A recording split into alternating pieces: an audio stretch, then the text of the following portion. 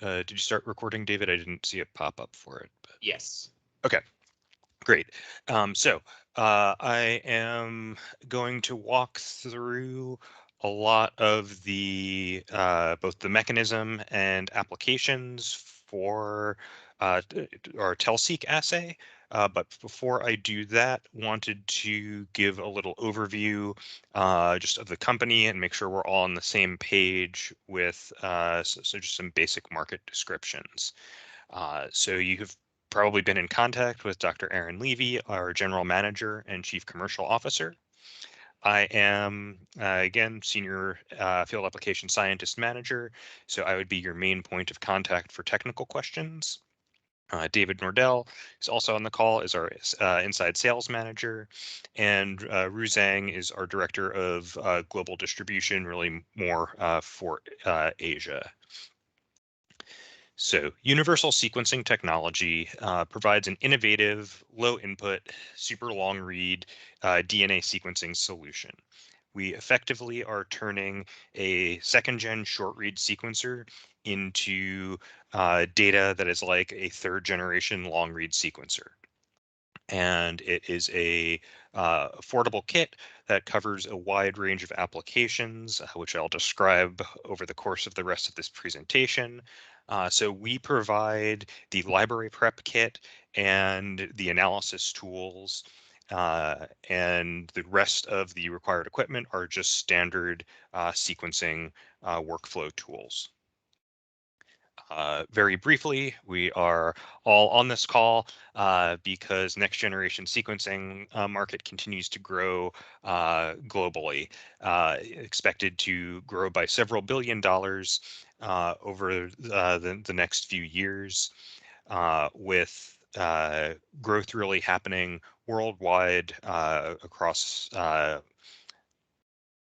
these regions. We're expecting North America to probably be a slightly smaller slice of the global market as Europe, Asia, and rest of the world continues to grow, as there is a huge unmet need for sequencing both in the research and clinical space. Within the need for more sequencing, really, it's appreciated that long read sequencing is especially unmet. So currently, depending on the metrics, uh, long read sequencing is less than 4% of the dollars spent on sequencing. And really the expectation, especially as sequencing becomes more clinical, is that long read market should be around 30% of the next gen sequencing market. So there is a significant growth opportunity within the long read market. So the solution to help penetrate that market that I'm going to be presenting on is TELSEEK, which again, simple, one tube, fast and easy linked library kit that makes Illumina instruments give data similar to that of a long read sequencer. And really, one of the things that's most unique about our product is it's a very low input requirement, with sub-nanogram to 5 nanograms of DNA required, depending on your application. I'm going to first walk through how we generate library. Then I'm going to spend the rest of the talk going through a number of applications, including de novo assemblies, metagenomics, structural variation, whole genome phasing, and targeted phasing. So, going to start with a technology overview. What is depicted in this slide is a comparison of different next-gen sequencing technologies. This probably is a review, but up top is a representation of short-read Illumina sequencing, where we're looking at a diploid genome where one set of haplotypes is colored in blue, the other chromosomes haplotypes are colored in red.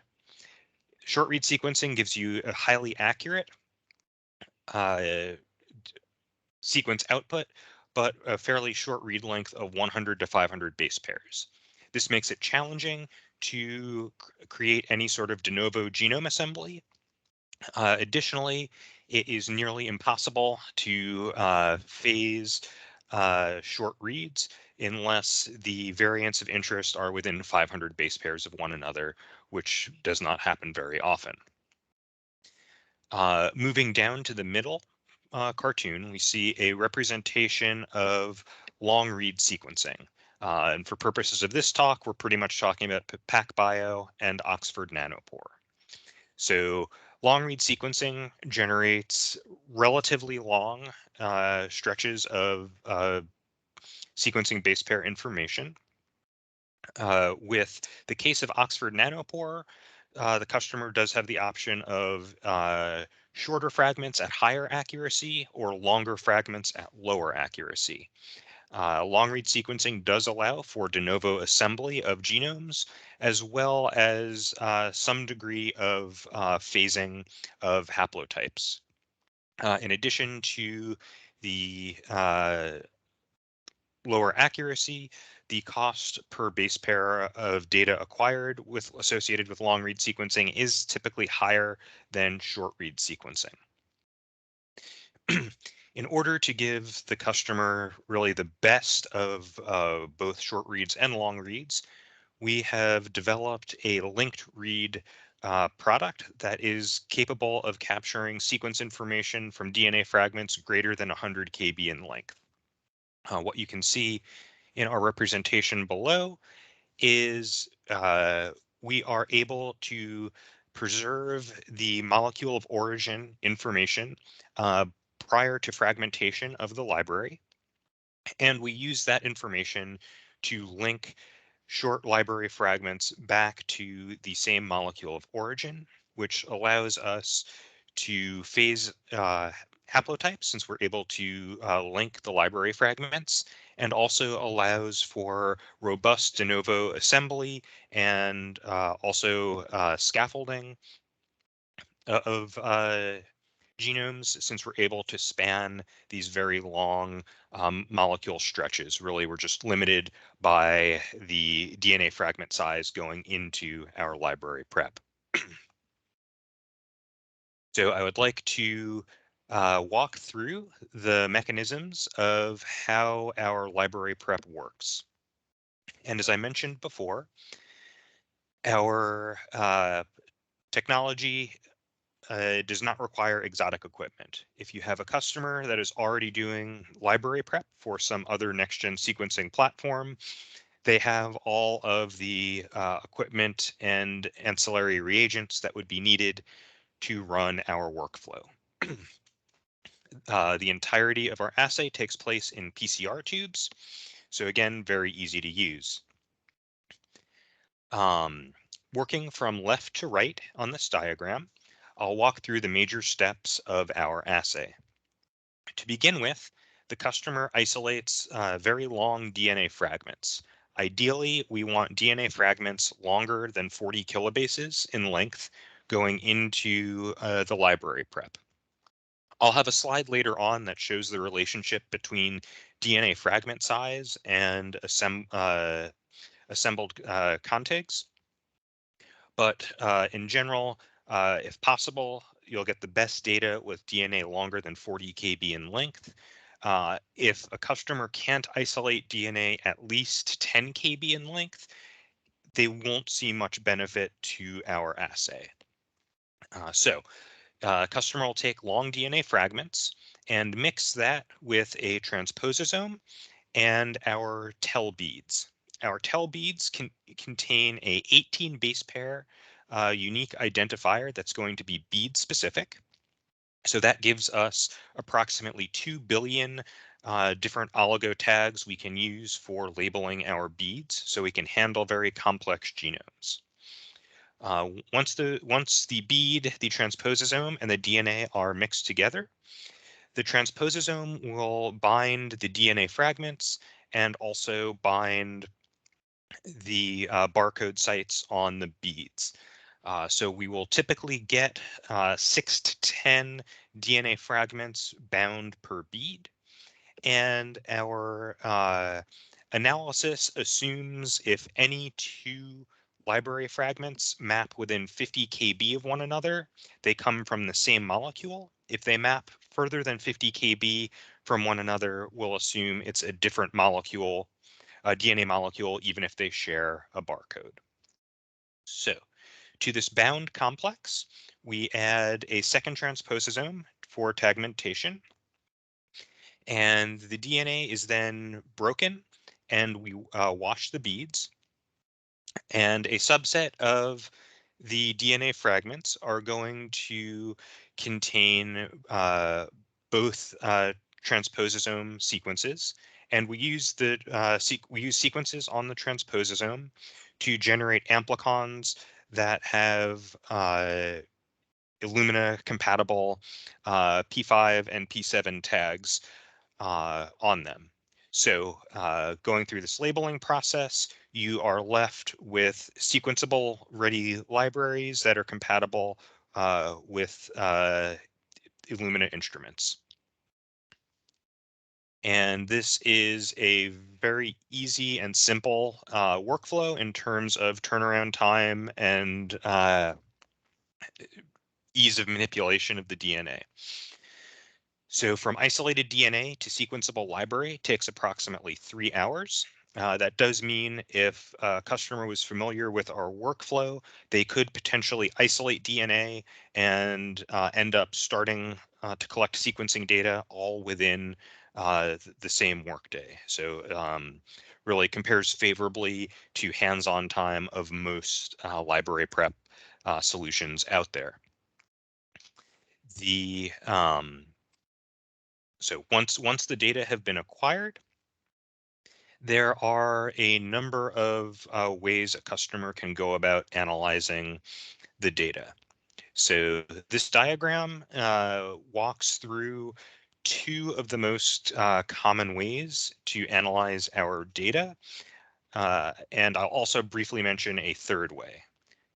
Depicted in green in this diagram are tools provided by universal sequencing. So I'm going to start describing the green workflow path first. So data will come off of the sequencer, just like it would for any sequencing project, at which point customer will need to run our QC pipeline called TellRead, and this will give a QC metrics report, and we'll also do some error correction on the 18 base pair barcodes. So at this point, customer will have some raw data feedback, and will likely decide to continue to analyze the data. So we provide two different tools currently for data analysis. TellLink is a de novo assembly pipeline that has been optimized for small to mid-size genomes. For haplotype phasing, we have a tool called TellSort, which can handle any manner of diploid genome and is able to phase. Our software, our packages are freely downloadable as Docker or Singularity images. Additionally, TellRead and TellLink are currently available on Illumina's BaseSpace, and TellSort should be available on BaseSpace in March or April of this year. So most of our customers really like our software and will use our software. Our data type is very similar to the discontinued 10x Genomics linked read product. So we also provide a conversion tool if a customer wants to convert our data format to something that's compatible with the 16 base pair barcode on 10x Genomics. We provide a tool for that, and our data can be taken into 10x Genomics long ranger or supernova software if a customer uh, prefers that approach or is looking to finish off a data set that was already started using the discontinued 10x genomics product. Additionally, after running TellRead, you are left with cleaned up fast queues that have indexing information on them. So if a customer has a clever idea for some other method of analysis, there is a fast queue output after running our QC pipeline that could be taken into some other analysis not depicted on this chart. So just to summarize, it is a 3-hour workflow. So from DNA to sequenceable library, again, very fast turnaround time. We are a low input assay. So microbial genomes and targeted panels require less than 1 nanogram of DNA. And larger genomes are looking at around 5 nanograms of input. Our assay is able to capture information for DNA fragments greater than 100 kb in length. I'll have a little bit of data on that later on in the talk. So really, we are looking at very large DNA fragments. Really, the length of fragment you can visualize is going to be mostly limited by what a customer is able to isolate and load into library prep intact. And our software is free. We don't believe in charging for software. So already hit on this mostly. I did just want a little visual on when we say that we are a low input assay, really what does that mean? So comparing TellSeq to long read sequencers, we are looking at single digit nanogram amounts of DNA, whereas PacBio and Oxford Nanopore are in the hundreds of nanograms to microgram scale of DNA. So if there's a very precious sample, uh, our library prep is very attractive. We've had customers use our assay to sequence, to extract, once they've extracted DNA from a single insect and only had a very small amount of DNA, be able to produce a single insect genome from using our kit, whereas they didn't have enough DNA to supplement their data set with PacBio data. So we've had some very nice insect genome assemblies where it was very limited input material.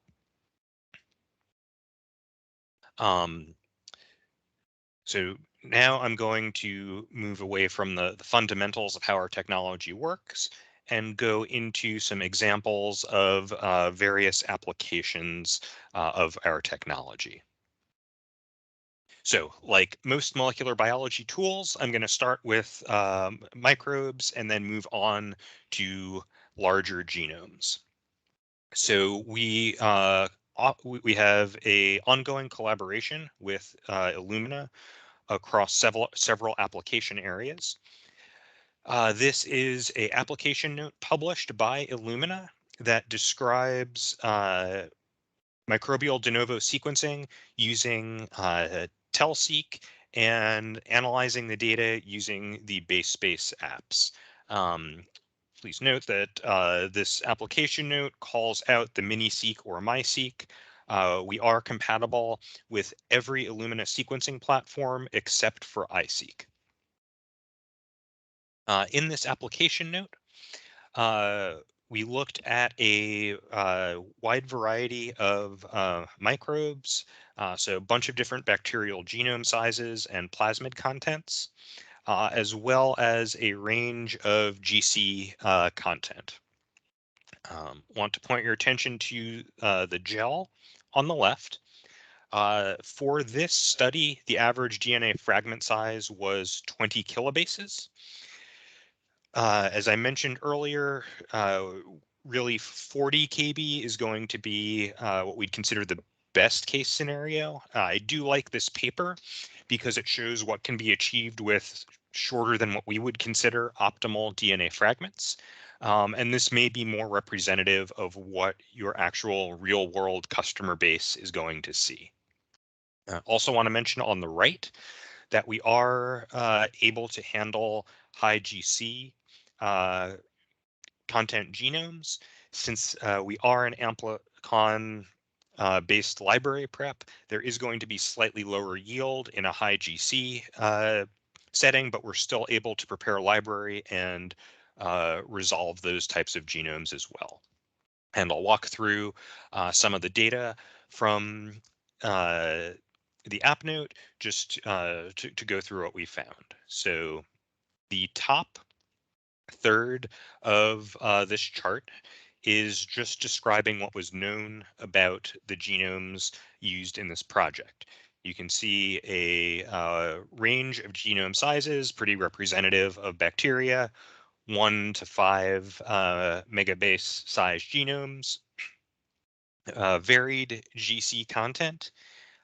Also, we were looking at organisms that did, in some cases, have plasmids and or multiple chromosomes. So complex by bacterial standards genomes. The middle portion of the chart describes the initial data collection. So when using our assay, we typically recommend collecting 50 to 60x coverage. The 100x number that was used by Illumina, I believe, is because that is the depth of coverage required for unlinked de novo assembly of microbial genomes. We don't expect our assay to need 100x coverage. If it's a new de novo sequencing project, we'd say start at 50 to 60x coverage. Again, I think Illumina wanted to compare with their existing recommendations. Also, obviously, it doesn't cost Illumina that much to collect a lot of sequencing data. The next two rows of the chart describe the mean and median SLF size. SLF is our abbreviation for super long DNA fragment. So you can see both the mean and the median for DNA fragment sizes for these library preps were approximately 20 kb in length, similar to what we saw on the gel. So that means the library preps were handled pretty well. There wasn't overly aggressive mixing to further shorten the DNA. And most interestingly, I think, is the bottom section of this table that goes into the actual metrics. So we were able to assemble almost all of the chromosomes into single contigs. So we were able to assemble the entirety of the genome into a single contig using short read sequencing. You can see we had very few misassemblies, and the majority of the organisms were able to reassemble over 99% of the expected genome. The worst we did in this data set is still over 97% of the genome was able to be assembled. So we can assemble perform de novo microbial assemblies regardless of GC content. We can assemble not only chromosomes, but plasmids as well, as long as they're present in the initial isolated DNA. So really getting long read caliber data out of Illumina short read sequencers. And just to go a little bit more on comparing what an assembly with TelSeq looks like compared to a true long read sequencer. We have this comparison between of standard E. coli K12 reference strain sequenced and assembled using TelSeq, using an Oxford nanopore flow cell, and using standard Illumina library prep. So you can see that TelSeq used less than 1 nanogram, whereas the other two methods required a microgram of input. Um, so Oxford Nanopore did outperform standard Illumina sequencing, but we had a alignment that was substantially larger than the Oxford Nanopore assembly. So we had essentially a single contig chromosome, whereas the Oxford Nanopore wasn't able to assemble into a single chromosome or into a single contig. Also, since we are using Illumina sequencing, we had no misassemblies, while the Oxford Nanopore dataset did have misassemblies. We had lower mismatches per 100 kb than the Oxford Nanopore assembly, and we had very few indel artifacts in our assembly compared to a fairly high number in the Oxford Nanopore dataset. So again, we do really well with single microbial genomes, very low input, really contiguous assembly, really great error rate. Since we are able to assemble single genomes quite well, we have started to look at metagenomic sequencing.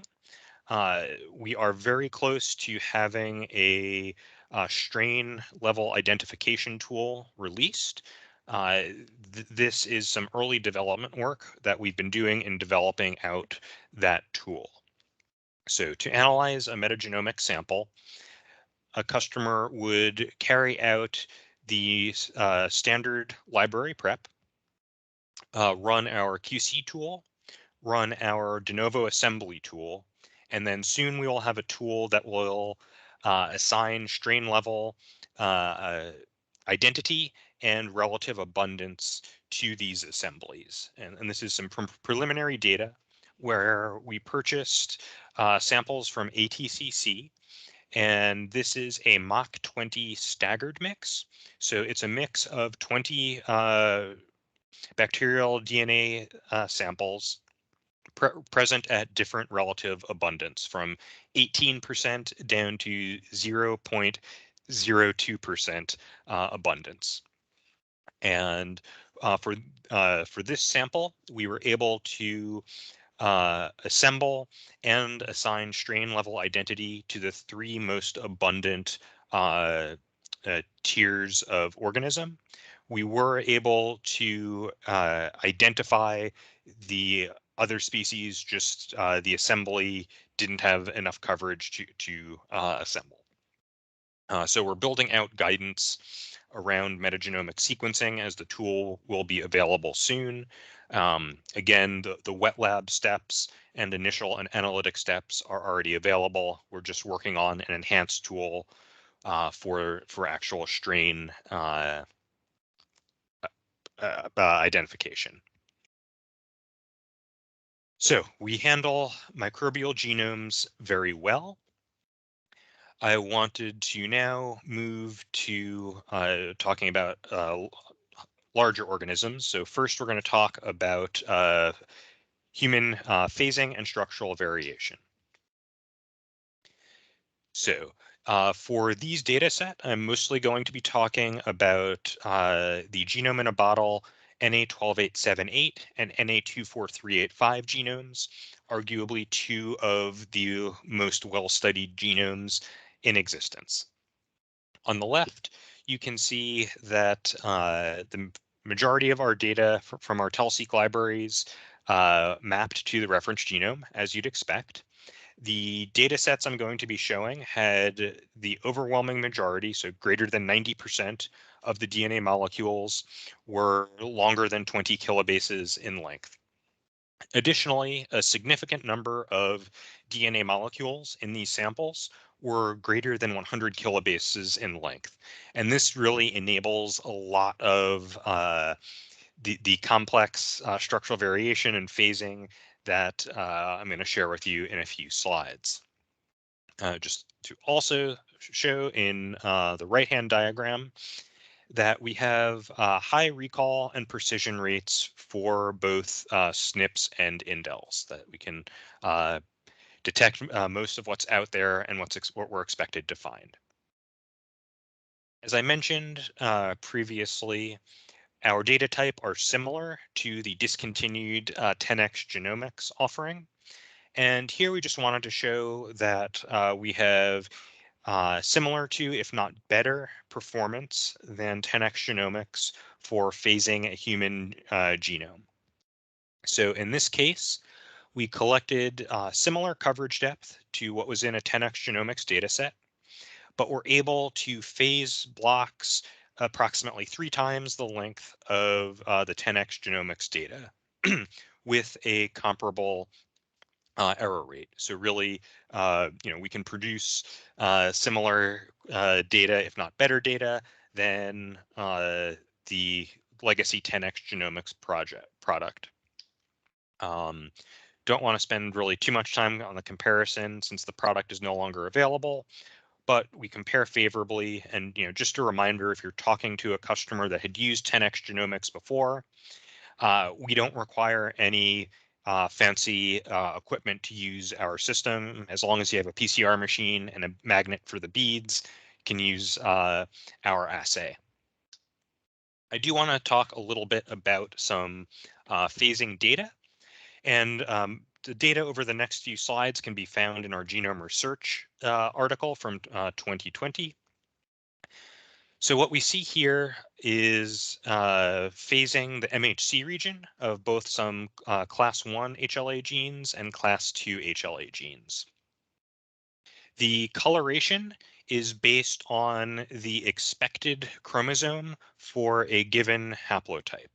So you should notice 2 things from this diagram right away. We were able to successfully phase the vast majority of the HLA regions, the HLA genes. There are a few mismatches where you can see blue on the orange row or orange on the blue row.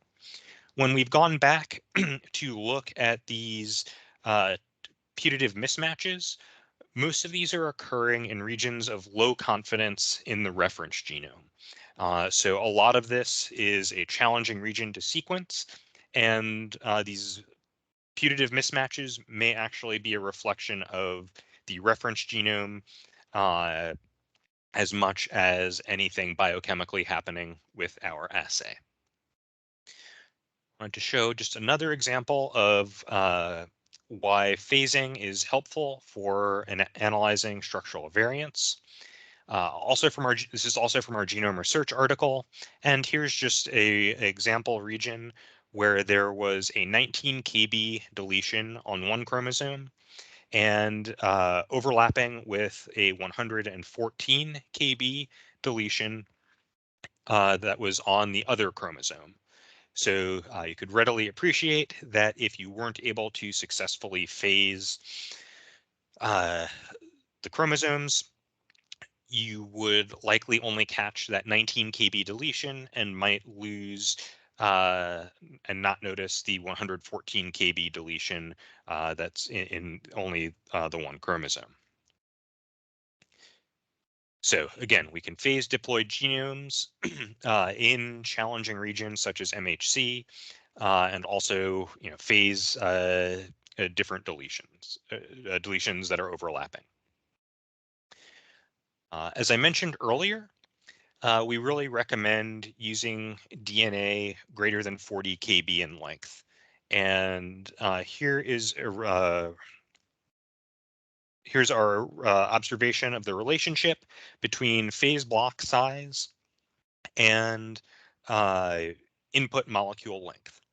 So you can see there really is a exponential benefit to increasing the DNA molecule length going into our library prep, that we start to see diminishing returns around 40 kb.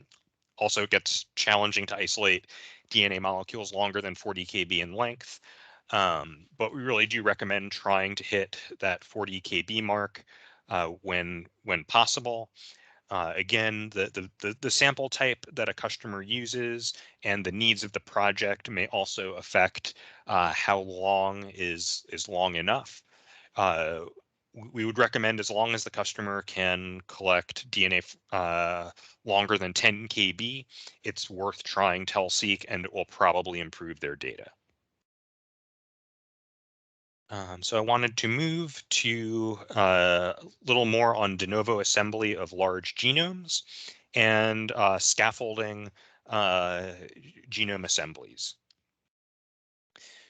So what we have here are data collected from TelSeq for de novo assembly rather than phasing of human genomes, and comparing our platform to several other platforms, including 10x Genomics and Oxford Nanopore.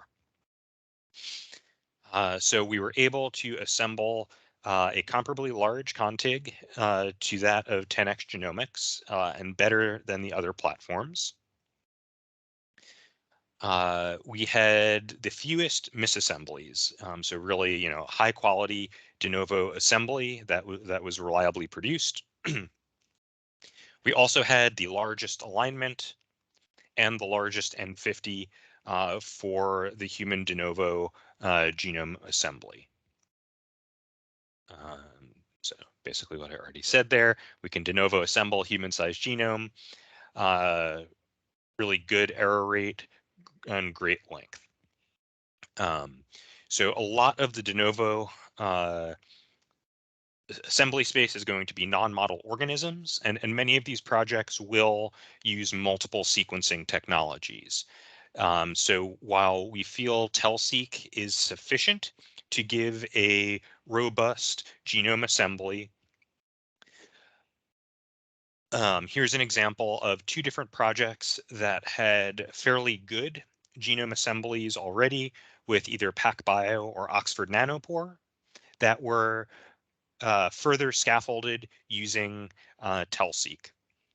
So what you can see is the longest scaffold and the scaffold N50s were substantially improved by adding on TelSeq data. And really what's happening here is one of two things, is two things. Since we are just a different platform and different library prep, we'll inherently have some different breakpoints in our assemblies. But more importantly, we are capturing those 100 kb plus DNA fragments. So we're able to span really long regions, and that helps scaffold other assemblies that lack TelSeq data. So we can even make pretty good de novo assemblies better by further scaffolding already long contigs. And I think I just hit those points, but there they are written down. The last bit of data I wanted to discuss is phased targeted sequencing. So we are able to phase exomes, which is pretty neat. So we have a protocol for using TelSeq with Agilent SureSelect. It's very similar to our standard library prep. We just have some additional PCR cycles in this protocol to ensure there's enough library produced for the capture. You'd produce your library, your TelSeq library, and then go into the Agilent SureSelect workflow. The only modification to the Agilent SureSelect workflow is to add new blocking oligos instead of the Agilent provided blocking oligos. We do have different sequencing primer sites than it is standard in the Agilent workflow. So using this method, we were able to phase the majority of the human exome. So really linking those variants. So this would be something that cancer researchers would probably be very interested in, to be able to phase their exomes. We can be used with other captures. We have So we have a provided protocol for use with Agilent. If we're used with other captures, we should be compatible with most workflows. We've just found that we have the best on target rate with Agilent. We're still trying to understand that. It's probably due to uh, different optimizations that could be carried out around the blocking oligos. Um, so we can be used with just about any hybrid capture out there. Uh, just if you're dealing with a customer that's not using Agilent, make them aware they might see a lower on target rate with our assay. Um, and if they have options of multiple HYB captures in their lab, we would expect the best performance with Agilent. And I mentioned all of that. I do want to show one more enrichment that we have worked with. So we have also worked with Sage Bioscience and used their HLS catch CRISPR-Cas9 enrichment protocol to enrich for BRCA1 and BRCA2. This is a CRISPR-based enrichment upstream of library prep. So you would run their HLS catch workflow and clean up the DNA and then take that into TELSEq. And doing that workflow, we were able to enrich for and phase BRCA1 and BRCA2 with this as well. So we work with Hive capture, we work with HLS catch, and we're looking at other uh, targeted methods as well moving forward in the future. Um, so yeah, we were able to phase targeted genes as well as whole genomes. So now we wanted to spend the remaining time kind of going over some of the nuts and bolts part numbers, ordering process, and what we've seen our early customer base to be. So what you see here are the 4 part numbers that really we recommend any new user start with. So we sell our kit as 4 different boxes. Box 1 and box 2 are the enzymes and the beads for the library prep. We expect those should be used at the same rate. So those boxes are enough for either 12 small genomes or 4 human-sized genomes. Then we also have library-specific multiplex primers. And we also have Illumina sequencing spike-in primers. So you do need to spike in a sequencing primer when sequencing our libraries. This is why we are not compatible with iSeq. It does not allow for that.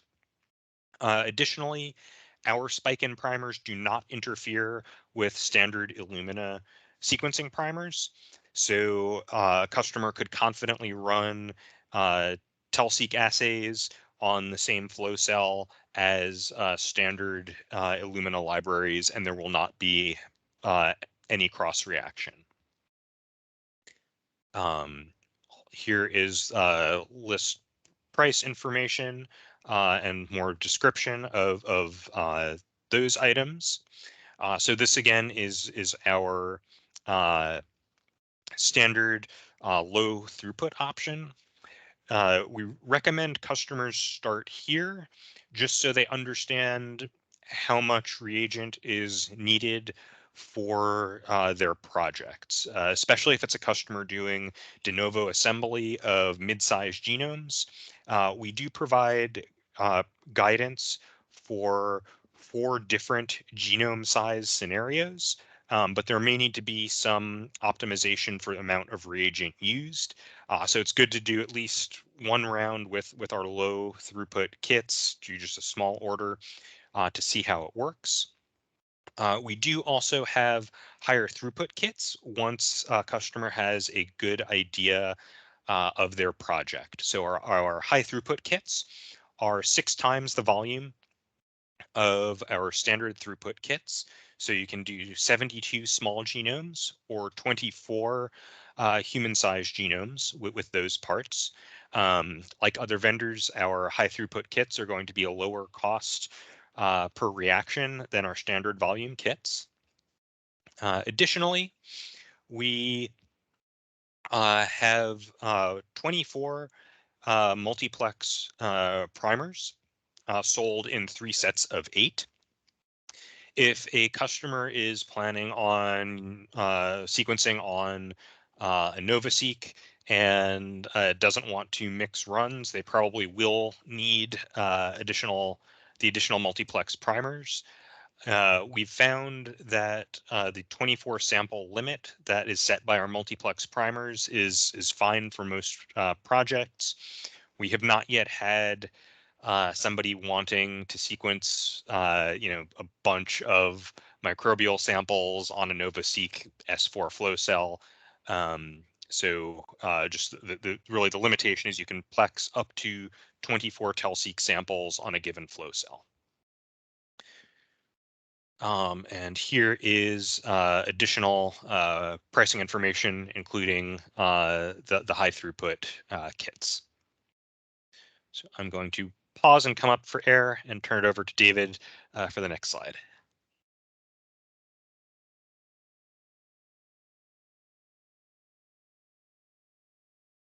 Oh, I was on mute, sorry. Yes, so we offer a lead sharing program. Aaron, I don't know if Aaron has sent you the initial batch of those leads for your region yet. If not, I'm sure he'll be doing that soon. We do offer a weekly Q&A. This is every Thursday at 8 a.m. Pacific time. So that's 5 p.m. Central European.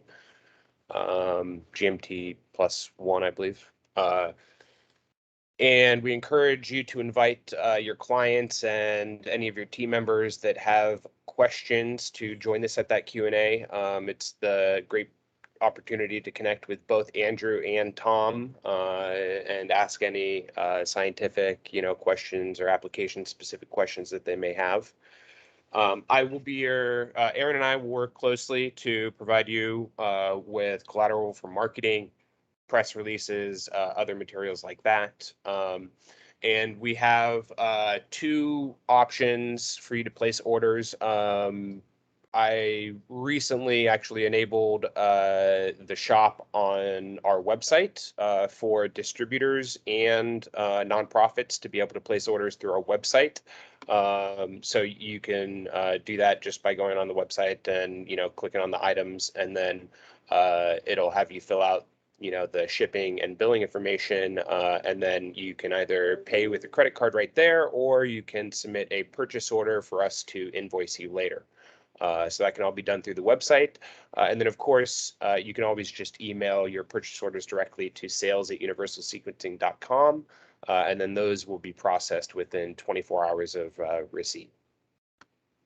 So if you have any questions on ordering or anything like that, please feel free to reach out, and I'm always happy to help. With that, I'll go ahead and hand it back over to you, Andrew. Thank you. Okay. Can I ask you, sorry, Yussi, Sure. which is the shipping temperature of the reagents?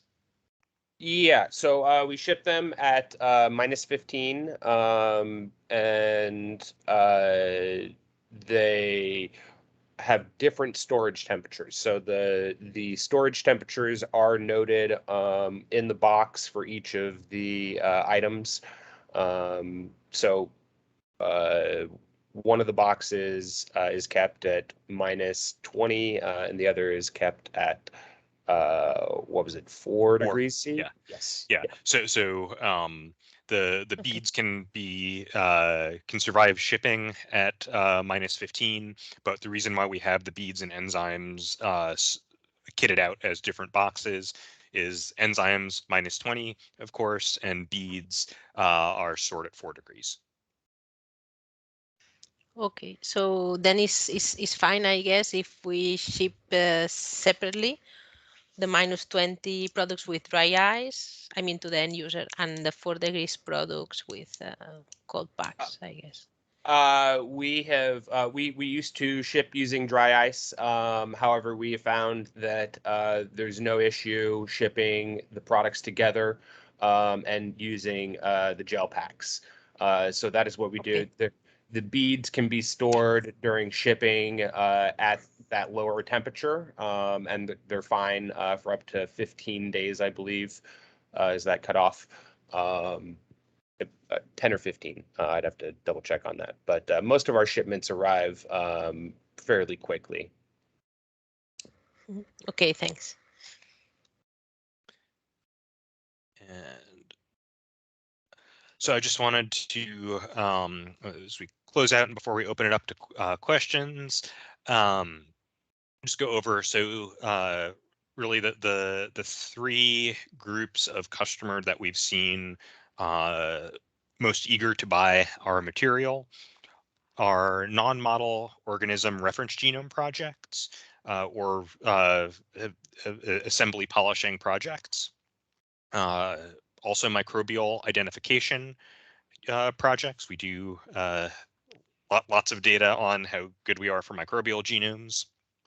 And a lot of the users doing human projects are legacy 10x users that had used the 10x product that's no longer on the market and looking to finish out either projects they started or start a new project using linked read type application. Can I ask you if, I mean, there's any clue or any guess on why this 10x Genomics product has been discontinued? Yes, it was a intellectual property dispute with Biorad. So the 10x Genomics offering used droplet generation that was from a legal standpoint the same as Biorad's digital PCR droplet generation. So through litigation, basically the Biorad won that lawsuit, and they can't sell that anymore, and leaned into single cell rather than synthetic long reads. Okay, thank you. Yeah. And just so obviously, as we're having discussions with distributors, we are expanding our global reach. Just to date, here are where we have sold product. So we do have product being used all over the world, and we really look forward to getting more stories from our customer base as to how Telseq, what Telseq has been enabling them to do. We do have some additional information.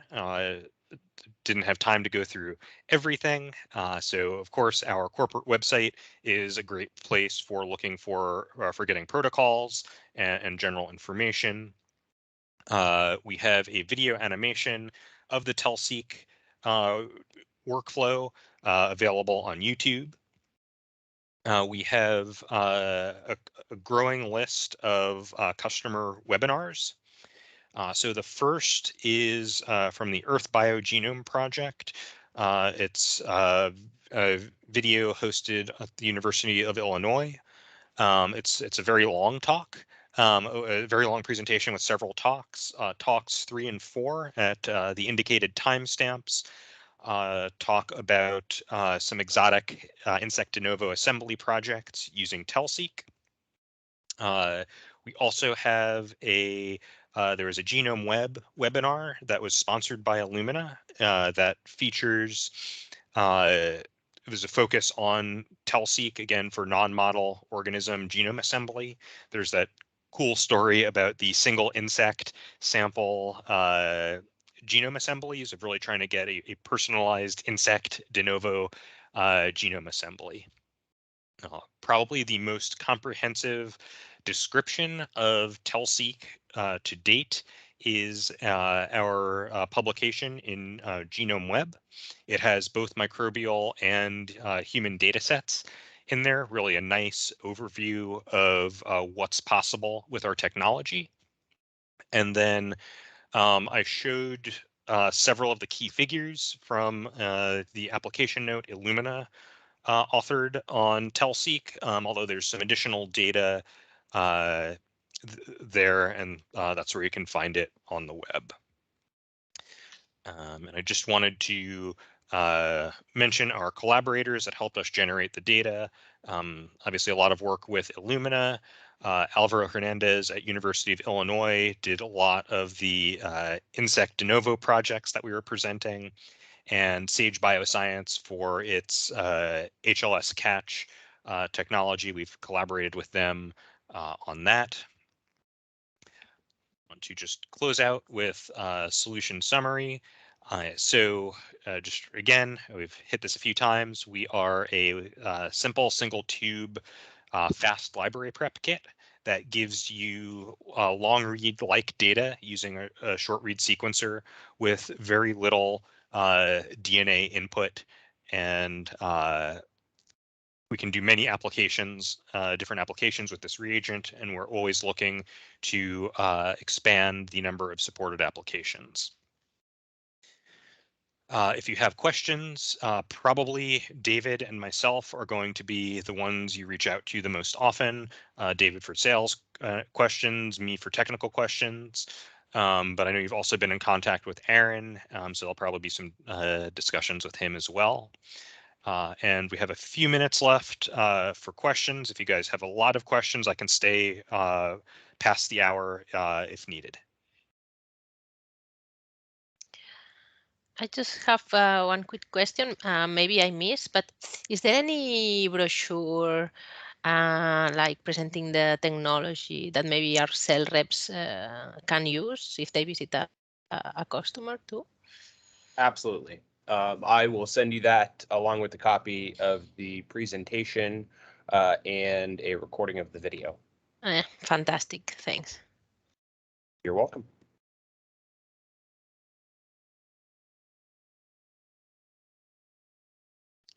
Okay, and if there isn't anything else, feel free to reach out with questions. Usually a week or two later, people start thinking of questions once all of this digest, I know, presented a lot, because we're very enthusiastic about our technology and want to make sure you have a good understanding of the range of applications we can support. For sure, and also our customers will have even more questions. So for sure, we will be in contact. Thank you so much for this nice presentation. It has been really useful, and it will be fantastic if you can send us all the information, and we will then use it to present it to our sales representatives. So thanks for the time. Thank you. Thank you. All right. Have a Enjoy the rest nice of your day. week. Have a nice day. Bye. Bye. Bye.